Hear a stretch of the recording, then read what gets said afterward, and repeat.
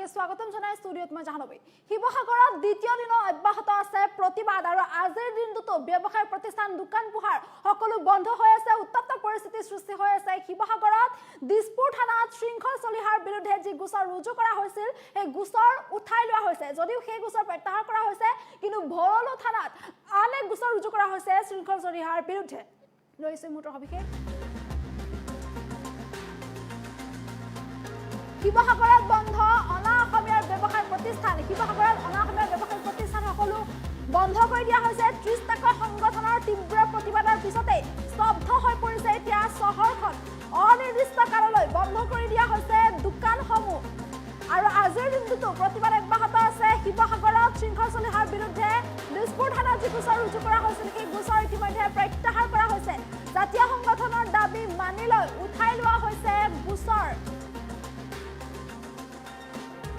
যদি দিছপুৰ থানাৰ গোচৰ প্ৰত্যাহাৰ কৰিছে কিন্তু ভৰলু আৰক্ষী থানাত আন এক গোচৰ দাখিল কৰা হৈছে শৃংখল চলিহাৰ বিৰুদ্ধে বিষয়টো সন্দৰ্ভত আজি আলোচনাত মিলিত হ'ব জিলাখনৰ অভিভাৱক মন্ত্ৰী ডক্টৰ ৰণোজ পেগু আজিৰ দিনটোতো শিৱসাগৰত প্ৰতিবাদ অব্যাহত আছে আজিও শিৱসাগৰত উত্তেজনা অব্যাহত থকা বুলি জানিব পৰা গৈছে 13 আগষ্টত যি ভয়ংকৰ ঘটনা সংঘটিত হৈছিল এগৰাকী পাঞ্জা খেলুৱৈ প্ৰহাৰ কৰাৰ যি অভিযোগ উত্থাপন হৈছিল মাৰোৱাৰী সম্প্ৰদায়ৰ লোকে পাঞ্জা খেলুৱৈগৰাকীক ৰাষ্ট্ৰীয় পৰ্যায়ৰ অসমীয়া পাঞ্জা খেলুৱৈগৰাকীক প্ৰহাৰ কৰিছিল যাৰ ফলত আঘাতপ্ৰাপ্ত হৈছিল খেলুৱৈগৰাকী আঘাতপ্ৰাপ্ত খেলুৱৈগৰাকী বৰ্তমানেও চিকিৎসাধীন অৱস্থাত আছে আৰু এই সকলোবোৰৰ পিছত সেই ঘটনাৰ পিছতে ৰাজপথলৈ ওলাই আহিছিল 30 টাকা সংগঠনৰ আহ্বানত সাধাৰণ জনতা ওলাই আহিছিল ৰাজপথলৈ এক উত্তপ্ত পৰিস্থিতিৰ সৃষ্টি হোৱা দেখিবলৈ পোৱা গৈছিল আৰু তাৰ পিছতে সমগ্ৰ ৰাজপথত পৰিৱেশ উত্তাল কৰি তুলিছিল দল সংগঠনৰ লগতে উত্তেজিত জনতাই শীঘ্ৰেই ক্ষমা খোজাৰ দাবী উত্থাপন কৰিছিল অনা অসমীয়া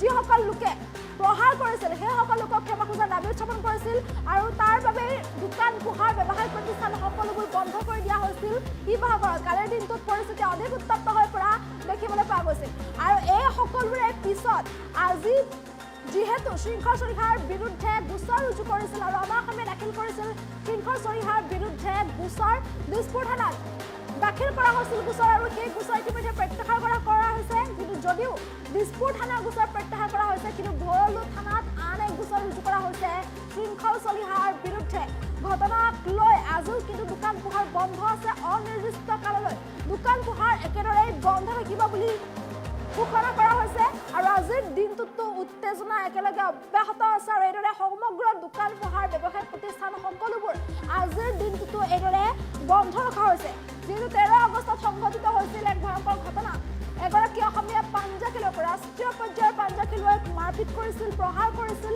আৰু সেই প্ৰহাৰৰ পিছতেই অনা অসমীয়া কৰা সেই প্ৰহাৰৰ পিছতেই এইদৰে বিভিন্ন দল সংগঠন ওলাই আহিছিল যিহেতু আঘাতপ্ৰাপ্ত হৈছিল খেলুৱৈগৰাকী বৰ্তমানেও চিকিৎসাধীন অৱস্থাত আছে তেনেস্থলত কেইবাটাও দল সংগঠন এইদৰে ওলাই আহি প্ৰতিবাদ সাব্যস্ত কৰিছিল দল সংগঠনৰ দাবীত বা আহ্বানত সাধাৰণ জনতাও ৰাজপথলৈ ওলাই আহিছিল ওলাই আহি প্ৰতিবাদ সাব্যস্ত কৰিছিল আৰু এই সকলোৰে পিছত দেখিবলৈ পোৱা গৈছিল যে সমগ্ৰ ঘটনাক লৈ পৰিস্থিতি উত্তপ্ত হৈ পৰিছিল দোকান পোহাৰ ব্যৱসায় প্ৰতিষ্ঠান সকলোবোৰ বন্ধ কৰি দিয়া হৈছিল তাৰপিছতে যি প্ৰতিক্ৰিয়াৰ সৃষ্টি হৈছিল যি মন্তব্যৰ সৃষ্টি হৈছিল সেই মন্তব্যক লৈ তীব্ৰ প্ৰতিক্ৰিয়াৰ সৃষ্টি হৈছিল শৃংখল চলিহাই এক মন্তব্য কৰিছিল সমগ্ৰ ঘটনা সন্দৰ্ভত তাক লৈ তীব্ৰ প্ৰতিক্ৰিয়াৰ সৃষ্টি হৈছিল আৰু তাৰ পিছতে অনা অসমীয়াই দাখিল কৰিছিল গোচৰ দিছপুৰ থানাত শৃংখল চলিহাৰ বিৰুদ্ধে গোচৰ ৰুজু কৰা হৈছিল কিন্তু দিছপুৰ থানাত ৰুজু কৰা সেই গোচৰ ইতিমধ্যে উঠাই লোৱা হৈছে দল সংগঠনৰ জাতীয় সংগঠনৰ দাবী এই গোচৰ উঠাই লোৱা হৈছে কিন্তু যদিও দিছপুৰ থানাত গোচৰ উঠাই লোৱা হৈছে কিন্তু ভৰলু আৰক্ষী থানাত আন এক গোচৰ ৰুজু কৰা হৈছে শৃংখল চলিহাৰ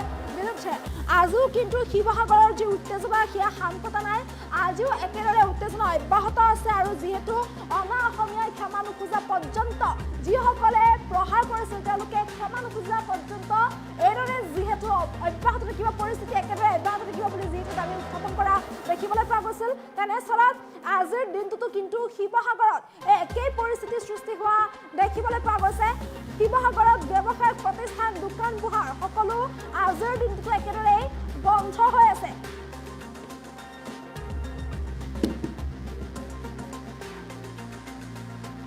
কেছ বাৰু 24 ঘণ্টাৰ ভিতৰতে উঠাই লয় নি পাৰ কলিজালৈ জন্ম হৈ আমাৰ লগত যুদ্ধ কৰিবলৈ আহিছে এইবিলাক নহ'ব আৰু এই জয় মোৰ জয় নহয় এই কেছ উঠোৱাৰ যেটো জয় বুলি আজি বিভিন্ন মাধ্যমত লিখিছে এই জয় অসমৰ খিলঞ্জীয়া থলগিৰি মানুহৰ জয়।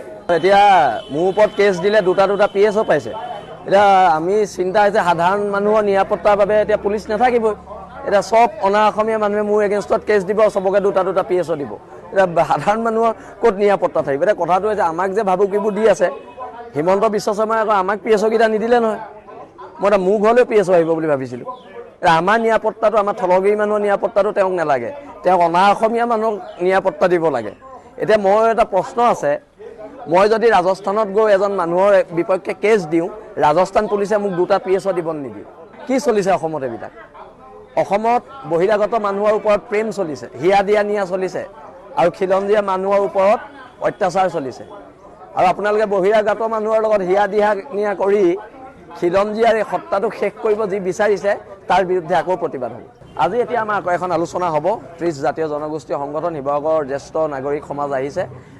সেই আলোচনাৰ অন্তত সিদ্ধান্ত হ'ব, আৰু সিদ্ধান্ত সুদূৰ প্ৰসাৰী হ'ব, খিলঞ্জীয়াৰ স্বাৰ্থত হ'ব, থলগিৰি মানুহৰ স্বাৰ্থত হ'ব। কেছ বাৰু 24 ঘণ্টাৰ ভিতৰতে উঠাই লয় নি? পাৰ কলিজালৈ জন্ম হৈ আমাৰ লগত যুদ্ধ কৰিবলৈ আহিছে। এইবিলাক নহ'ব। আৰু এই জয় মোৰ জয় নহয়। এই কেছ উঠোৱাৰ যিটো জয় বুলি আজি বিভিন্ন মাধ্যমত লিখিছে, এই জয় অসমৰ খিলঞ্জীয়া থলগিৰি মানুহৰ জয়। এতিয়া মোৰ ওপৰত কেছ দিলে দুটা PSO পাইছে। এতিয়া আমি চিন্তা হৈছে সাধাৰণ মানুহৰ নিৰাপত্তাৰ বাবে এতিয়া পুলিচ নাথাকিবই। এতিয়া চব অনা অসমীয়া মানুহে মোৰ এগেইনষ্টত কেছ দিব, চবকে দুটা PSO দিব। এতিয়া সাধাৰণ মানুহৰ ক'ত নিৰাপত্তা থাকিব? এতিয়া কথাটো হৈছে আমাক যে ভাবুকিবোৰ দি আছে, হিমন্ত বিশ্ব শৰ্মাই আকৌ আমাক PSO কেইটা নিদিলে নহয়। মই এতিয়া মোৰ ঘৰলৈ PSO আহিব বুলি ভাবিছিলোঁ।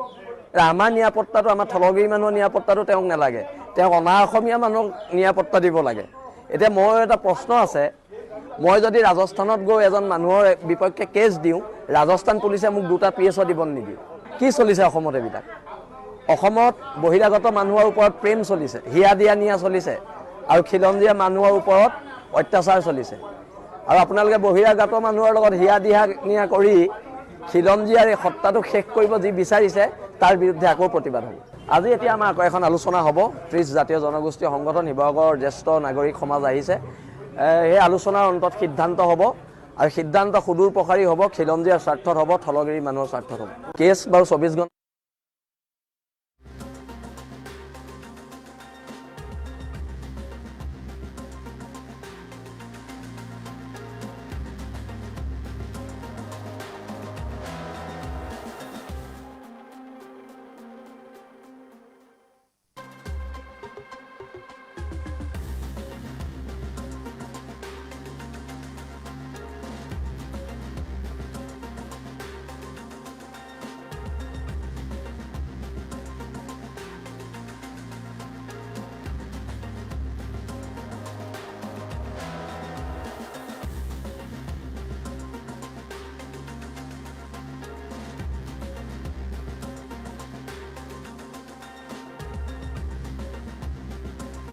অসমত এইবিলাক। অসমত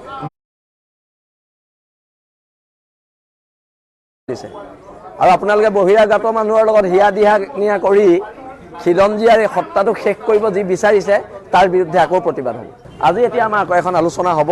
30 জাতীয় জনগোষ্ঠীয় সংগঠন, শিৱসাগৰৰ জ্যেষ্ঠ নাগৰিক সমাজ আহিছে। সেই আলোচনাৰ অন্তত সিদ্ধান্ত হ'ব, আৰু সিদ্ধান্ত সুদূৰ প্ৰসাৰী হ'ব, খিলঞ্জীয়াৰ স্বাৰ্থত হ'ব, থলগিৰি মানুহৰ স্বাৰ্থত হ'ব।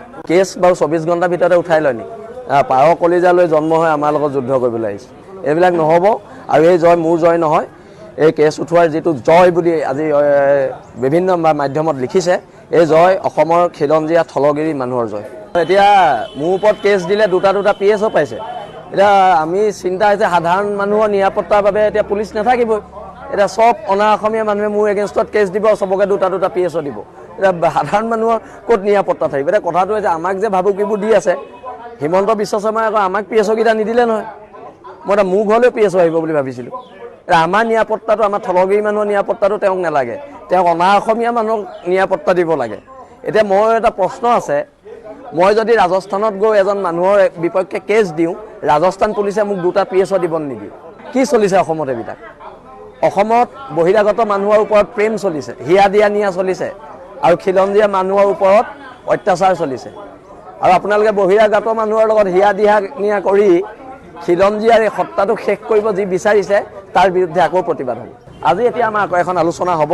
30 জাতীয় জনগোষ্ঠীয় সংগঠন, শিৱসাগৰৰ জ্যেষ্ঠ নাগৰিক সমাজ আহিছে।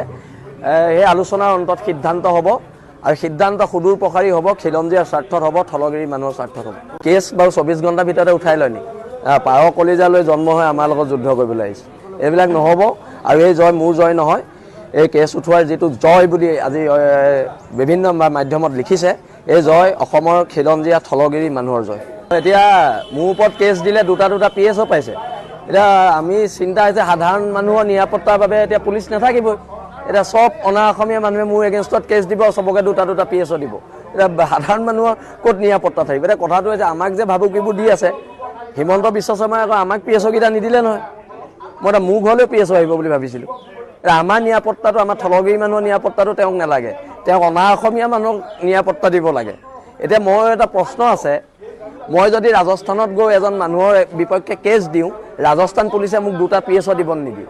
কি চলিছে অসমত এইবিলাক? অসমত বহিৰাগত মানুহৰ ওপৰত প্ৰেম চলিছে, হিয়া দিয়া নিয়া চলিছে, আৰু খিলঞ্জীয়া মানুহৰ ওপৰত অত্যাচাৰ চলিছে।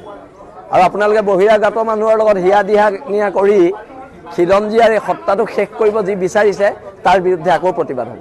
আজি এতিয়া আমাৰ আকৌ এখন আলোচনা হ'ব। 30 জাতীয় জনগোষ্ঠীয় সংগঠন, শিৱসাগৰৰ জ্যেষ্ঠ নাগৰিক সমাজ আহিছে। সেই আলোচনাৰ অন্তত সিদ্ধান্ত হ'ব আৰু সিদ্ধান্ত সুদূৰ প্ৰসাৰী হ'ব, খিলঞ্জীয়াৰ স্বাৰ্থত হ'ব,